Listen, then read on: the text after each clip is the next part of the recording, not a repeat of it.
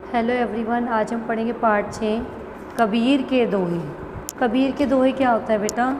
जो दोहे हैं जिसमें 2 पंक्तियां हों और 4 चरणों से हम दोहे कहते हैं।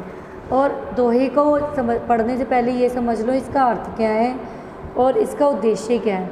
भक्ति कवियों में कबीर दास जी का श्रेष्ठ स्थान है। उनके द्वारा लिखित दोहों से विशेष व्यवहारिक ज्ञान मतलब हमें एक दूसरे का कैसा बिहेव करना है, कैसा व्यवहार करना है, यह सीख प्राप्त होती है। प्रस्तुत पाठ में कुछ ऐसे प्रसिद्ध दोहे दिए गए हैं, ठीक है। और हर एक दोहा हमें एक शिक्षा देता है, वो आज हम जानेंगे इसके थ्रू।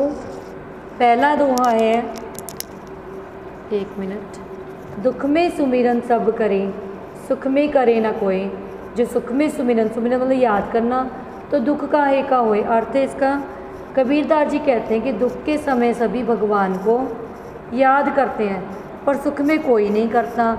यदि सुख में भी भगवान को याद किया जाए तो दुख ही क्यों हो हमें, ठीक है। ये इस दोहे का बेटा अर्थ है कि हमें दुख में भी सुमिरन मतलब भगवान को याद करना चाहिए। सुख में तो सारे करते ही हैं, और जो सुख में भगवान को याद करता है तो उसको दुख कभी नहीं आता। साच बराबर तप नहीं, झूठ बराबर पाप। साच मतलब सत्य, तप मतलब तपस्या। जाके हृदय सांस है, जिसके दिल में मन में सच बोलने की हिम्मत है, उसके हृदय में भगवान खुद बसते हैं। कबीरदास जी सत्य की महत्ता बताते हुए कहते हैं कि इस जगत में सत्य ही सर्वोपरि मतलब सबसे ऊंचा स्थान किसका है? सत्य का।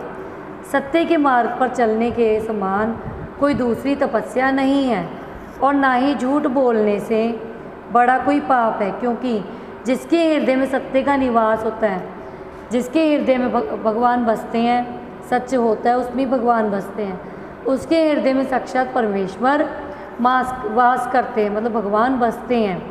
गुरु गोविंदो मुखड़े, गुरु का अर्थ है शिक्षक, गोविंदो के भगवान। काके लागू पाए, किसके पैर छूऊं मैं। काके मतलब किसके। बलिहारी गुरु आपने, जिन गोविंद दियो मिलाए। कि मैं अपने गुरु पर बलिहारी जाता हूँ, न्योछावर जाता हूँ, जिसने हमें गोविंद से मिलने का रास्ता बताया है। इस दोहे में क्या कहते हैं कबीर जी? संत कबीर ने गुरु और गोविंद यानी कि भगवान की तुलना की है, ठीक है। वे कहते हैं कि यदि गुरु और गोविंद दोनों साथ खड़े हों तो किसके पैर छूना उत्तम है। ऐसे में गुरु के ही सामने शीश झुकाना चाहिए, क्योंकि वही होते, गुरु का अर्थ है बेटा टीचर, वही होते हैं जो भगवान से शिष्य का परिचय कराते हैं। इसलिए अगर आप गुरु ही नहीं होंगे तो शिष्य को भगवान की महिमा का पाठ कौन पढ़ाएगा। यही कारण है कि गोविंद से पहले गुरु के समक्ष सिर झुकाना चाहिए। हमें सबसे पहले गुरु के सामने सिर झुकाना चाहिए, ताकि उनसे हमें भगवान की प्राप्ति भी हो सके। जाको राखे साइयाँ, मारी सके ना कोई।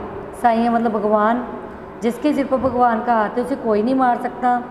बाल ना बाका करी से, कोई उसका बाल भी बाका नहीं कर सकता, चाहे पूरा संसार उसका दुश्मन बन जाए। जो जग बैरी होए, चाहे पूरा संसार उसका दुश्मन बन जाए। जिसके ऊपर भगवान का हाथ होता है उसका कोई कुछ नहीं बिगाड़ सकता। इस संसार में जो आता है उसे जाना होता है, यह सत्य अटल है। मतलब सच बात है कि जो आया इस धरती पर, जिसने जन्म लिया, उसको एक दिन जाना पड़ेगा। परंतु यह सत्य भी अटल है कि जिसके साथ ईश्वर है उसे कोई भी नहीं मार सकता, चाहे संपूर्ण संसार उसका दुश्मन बन जाए, लेकिन कोई भी उसका बाल नहीं बाका कर सकता। भगवान जिसकी रक्षा करते हैं उसे कोई कदापि नहीं मार सकता, कोई भी उसको मार नहीं सकता।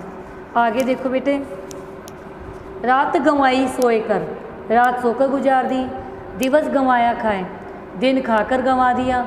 हीरा जन्म अमोल था, मतलब हीरे जैसा जन्म हमारा कीमती था। पूरी बदली जाए, उसका कोई भाव नहीं रह गया।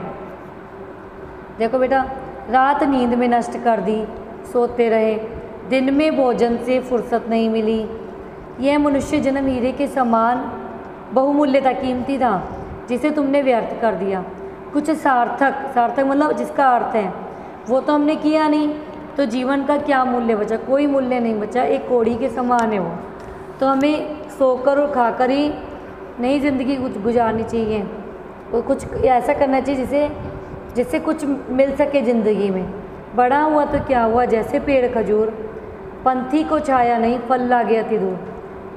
मतलब खजूर का एक ऐसा पेड़ है जो बड़ा तो होता है पर उसके फल किसी को नहीं मिलते।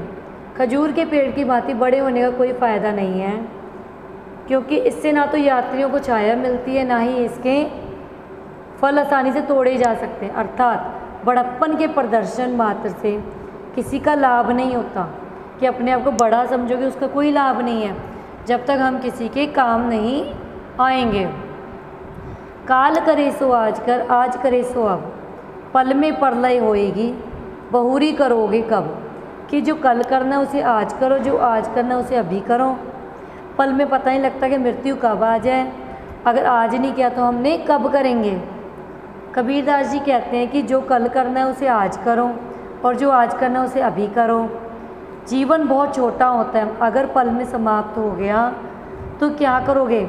इसलिए हमें समय के सदुपयोग की आदत डालनी चाहिए, समय का सही प्रयोग करना चाहिए और मृत्यु आने से पूर्व जो कुछ करना चाहते हैं उसे कर लेना चाहिए। तो बेटा आज हमने जब दोहे करें, इसमें क्या सीखा हमने कि हर एक दोहे ने हमें एक नई सीख दी है जिसे हमें अपने जीवन में भी लागू करना चाहिए। धन्यवाद बेटा।